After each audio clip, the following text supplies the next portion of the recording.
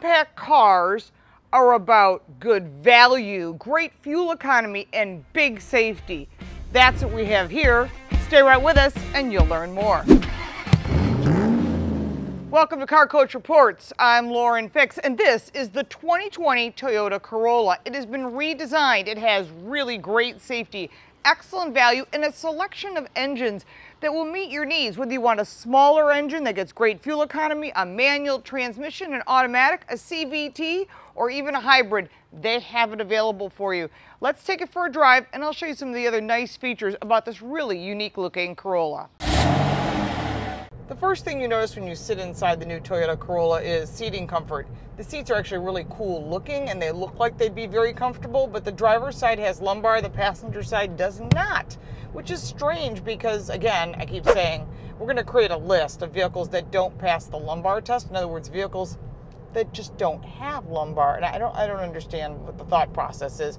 According to manufacturers, it's around $30. Here's your question of the day. Would you spend $30 more on a vehicle if it had lumbar on the passenger side? I would. Using the rearview mirror, visibility is actually good. You may not appear that way if you're looking over my shoulder. However, the visibility is really good considering it's a sedan, and it should have good visibility. Looking in front of us, we've got a pretty good grippy steering wheel considering it's a little on the thin side, but it's not a sporty car. We are driving, our test vehicle is an XSE, so it's not the bottom level, but this is one of the higher trim levels. It's pretty well loaded. What we have in front of us is full digital gauges. In the middle, on the sides, we have some actual gauges. Really easy to read, nice and bright colors, adjustable, and that's kind of what you want. You want something that feels like you're driving something, that you're not just driving something boring. I do like that the steering wheel has some pretty simple controls. The right side has your cruise control and some of your safety features, including the lane departure warning, which I am not a fan of, but if you are a fan of it, you will love it because it pushes you back in the lane and it makes a lot of noise. As far as the overall reach to all the controls, super easy. I have small hands, so I can actually reach the controls with not much effort. I laugh that there are paddle shifters, considering this is an uninspiring acceleration. I would say more like a yawn, considering the other vehicles in this category with literally every brand, they have better acceleration. The center stack is large, it's easy to read, it's color, all the controls are here, it even allows you to put fuel economy information inside. We currently live in such a nanny state where everybody's monitoring everything you do. There are cameras everywhere you go. There are things listening all the time. Please don't tell me when I can touch a map or not, because someone in the passenger seat may want to help me and they can't. That's why people use their phones. Apple CarPlay, Android Auto is available on this car, but if I can't communicate with the center stack, that is frustrating. So overall, the screen is big, easy to use. Thank you for having a volume button rather than the sliders and so forth that I've seen on some vehicles. Vents right below it, easy to use climate control, pretty simple. Two-stage heated seats, both driver and passenger side, which is really nice if you live in the upper half of the country or you just don't like being cold. Basic shifter. Up in front of that is a sport button and a way to shut off the traction control, which I don't see why you'd want to do it in a vehicle like this because it just doesn't make any sense. The stitching that is blue throughout the interior is really nice and matches really nicely, and very classy seats, and the style and design of this vehicle both inside and out are excellent. I like the LED headlights. I mean, you're looking at the style and design, this vehicle really does that. However, what it doesn't do is a few things. One, the uninspiring acceleration. It's kind of a snooze to drive. It looks good, it looks great, but it doesn't match that looks with being kind of boring. I'm sorry. Other things, there are some hard plastic components in this car on the lower trim levels and this XSE, which is a little more expensive, and again, the pricing is all down below and all the specs are there with different engines, different fuel economy ranges that range between 30 to 40 miles per gallon depending upon which trim level you're buying. Of course, a hybrid's going to do the best.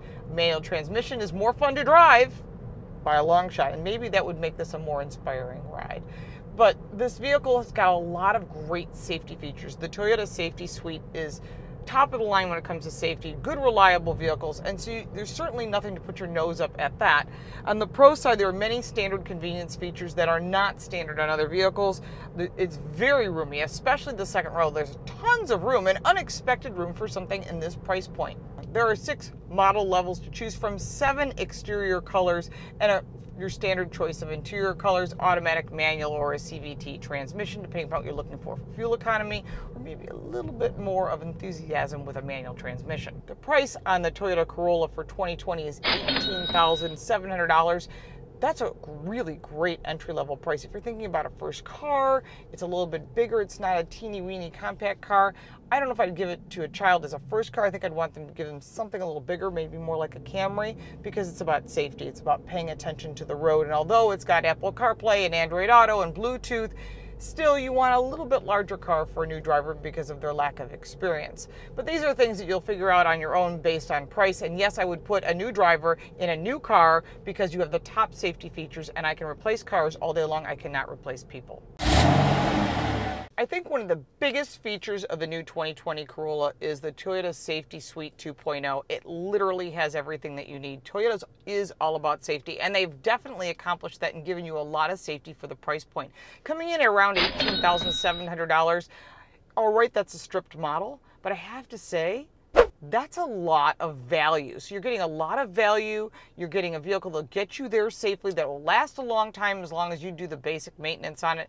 And I think these are all factors when you're purchasing a car. Are you looking for something to get you there with a little bit of style? You really don't care about performance? Then you will be very content with this vehicle. There's a full list of all the competitors. Literally every brand has a competitor. Maybe even some you haven't even thought of have competitors in this category. And even though sedans are not as popular as SUVs and crossovers, this is still a really popular car, and they will sell a hell of a lot of these vehicles because that's what the Corolla's always been about, just selling tons and tons of product. This will be tons of these in fleets at every single rental car company. This will be the car that'll sell a lot of vehicles, probably as much as the Camry. So don't overlook the Corolla when you're looking for a vehicle. Although my thoughts on the negative of lack of acceleration and it's being slightly boring, there's a lot of positives about this car. And Toyota has done a really good job in overall reproducing this car in a much better way. We've tested all the competitors. You can look at some of the things that we've done recently, including our current upload and subscription is here. All the social media is down below. Of course, some information and some links for you. And we would love your feedback and your comments. If you own a Corolla, you bought a Corolla, you're buying a Corolla, you hate Corolla, you bought something else and why, it's good for us all to start that conversation. And I look forward to chatting with you. And yes, I do reply to your comments. Thank you so much for watching, and we'll see you next time.